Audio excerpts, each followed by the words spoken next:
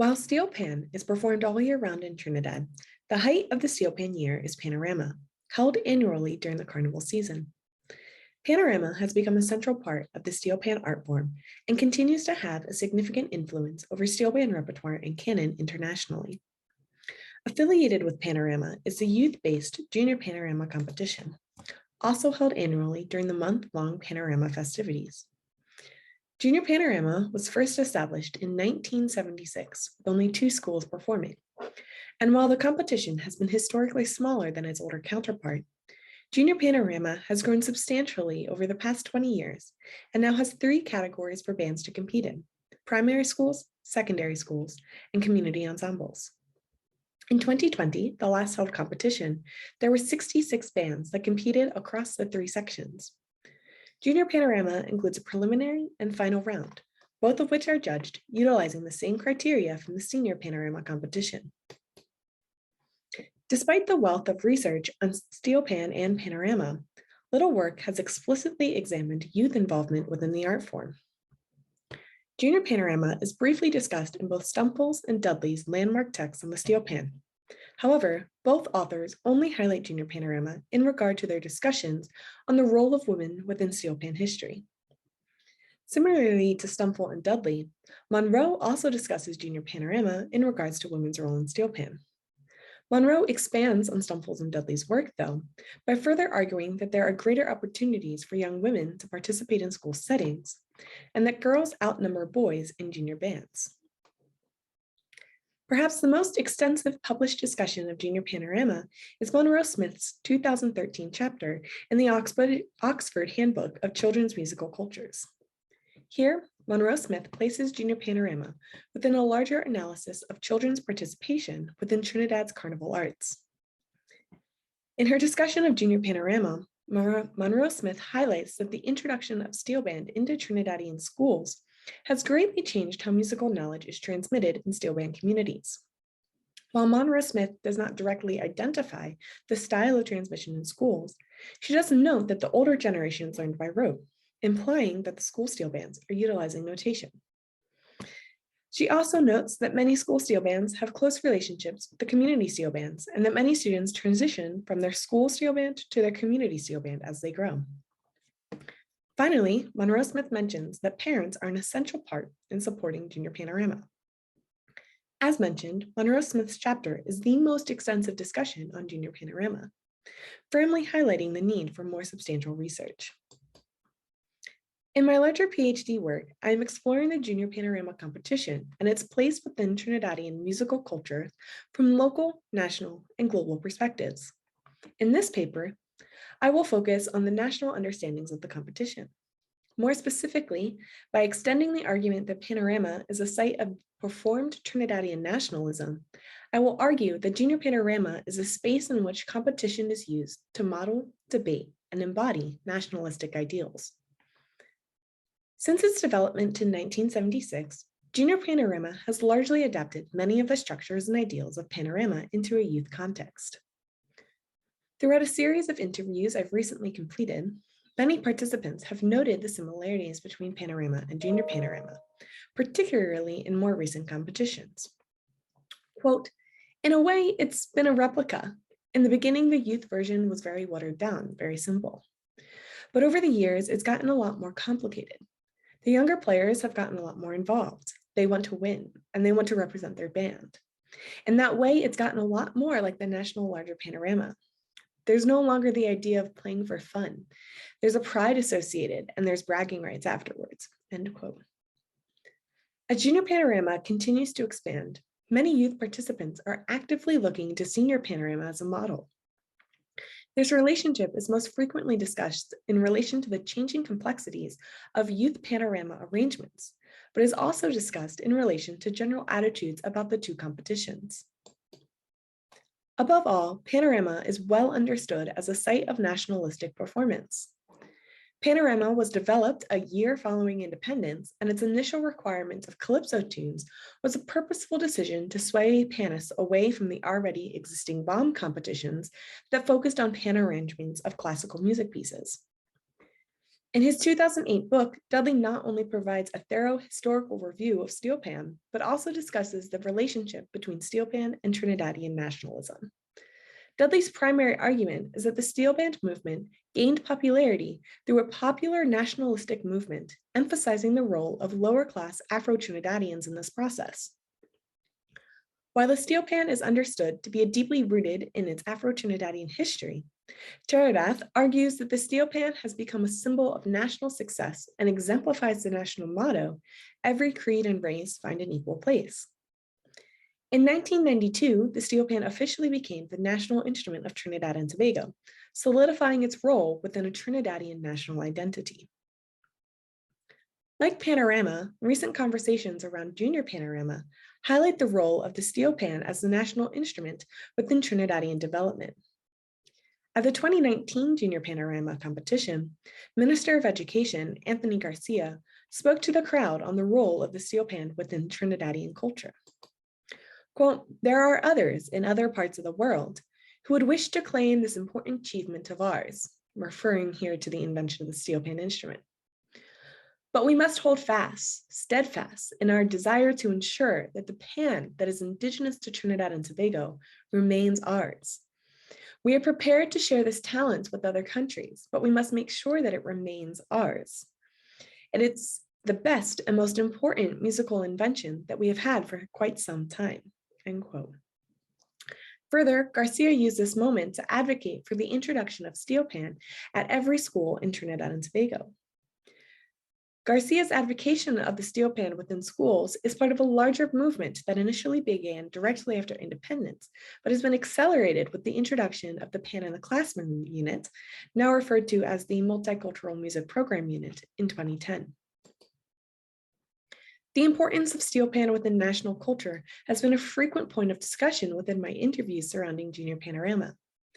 In a conversation surrounding the importance of youth involvement within the competition, one of my interlocutors noted that while school music education programs are important, quote, "for young persons to take a bigger step and, pursue pan and just, have pan in their lives as a regular thing, it will definitely instill a great patriotism. It would bring a sense of identity and a sense of cultural identity and being able to, just be versed on something that is theirs," end quote. For Emmanuel and other participants, participation in youth steel bands and Junior Panorama provides access to their national culture in a way that is not possible in other musical spaces. While there are other performance opportunities for youth steel panists, Junior Panorama differs from these opportunities because of the role of competition within the performance. As my interlocutor Karish noticed earlier, the pride affiliated with winning Junior Panorama has become a critical lure for members. The importance of competition within a nationalistic space is not surprising. Outside of Trinidad, various authors have discussed the role of competition within nation building. For instance, McCormick notes that the international classical music competitions became a forum for nationalism in the early 20th century, including specific expectations for performance of national composers.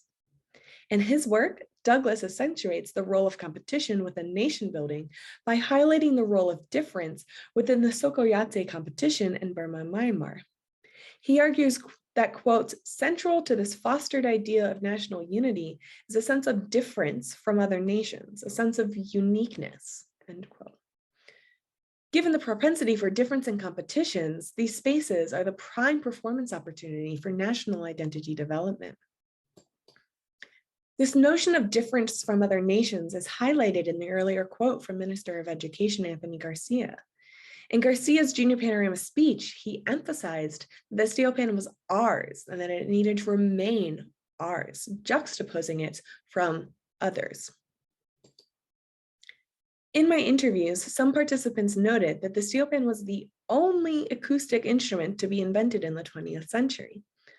Although there were other acoustic instruments developed during this time period, including the vuvuzela and the melodica, this narrative that the steel pan, and therefore Trinidad's national culture, is unique, is actively being taught to children. Perhaps more relevant to Junior Panorama, Downing, Coe, and Nanyonya Tamazusa all explicitly discuss nation building in youth competitions. While Downing looks at community-based programs, Ko and Nangungonya Tamususa specifically analyze school-based competitions. Ko argues that schools are a natural site for government programs because, quote, mass education is closely linked to the expansion of the state, end quote. Despite Ko's arguments that the government utilizes schools to push nationalistic performances, teachers and students are not always blind followers. She highlights that teachers and students approach governmental programming with their own understandings and identifications, which are displayed in the final performances of the competition. While the government may have substantial power over school curriculums, the individuals within these contexts still have the agencies to adapt these programs as needed. Within Trinidad, education has been a central component of the decolonization process and has been a key tenet of the People's National Movement's platform over the past 60 years.